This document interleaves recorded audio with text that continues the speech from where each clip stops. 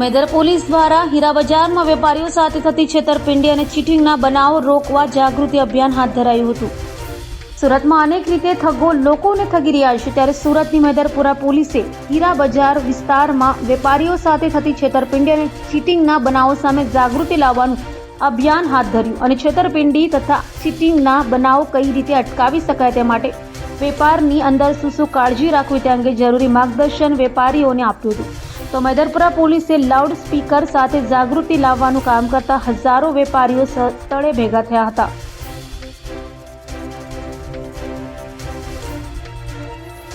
તમે બધા અત્યારે તમારો લંચનો ટાઈમ છે એના ખાસ સમય જોઈને જ આવ્યા છીએ। હું મેદરપુરાનો પોલીસ ઇન્સ્પેક્ટર છું, મારું નામ HM ચૌહાણ છે અને 2-3 માસથી હું અહીંયા ફરજ બજાવું છું।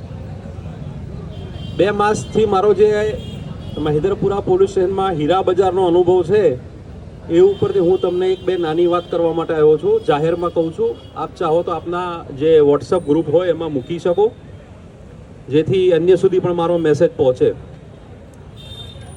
હાલ જે દુનિયાની પરિસ્થિતિ છે, આર્થિક પરિસ્થિતિ છે કે યુદ્ધના અમુક જગ્યાએ સંભાવનાઓ છે, પાડોશી દેશોમાં પણ પરિસ્થિતિ આમ તેમ છે, રશિયામાં યુક્રેનના વોરના કારણે તમારા રફના પ્રોબ્લેમ છે, ભાવ ઘટનો પ્રોબ્લેમ છે, એ ઘણા બધા પ્રશ્નો અત્યારે હીરા બજાર ફેસ કરી રહ્યું છે। તમને ઘણા બધા પ્રશ્નો છે, અમને પોલીસને પણ ખબર પડે છે। આની સાથે સાથે સૌથી મોટો પ્રશ્ન એ છે જે આપણે જાતે ઊભો કર્યો છે। હીરા બજારમાં છેલ્લા 20 દિવસમાં ખૂબ મોટા પ્રમાણમાં છેતરપિંડીની ફરિયાદો ચાલુ થઈ છે, જેમાં 2-5 લાખથી લઈને 25 લાખ 30 લાખ સુધીના પેમેન્ટ કરવાવાળા વ્યક્તિઓ ભાગી જવા માંડ્યા છે।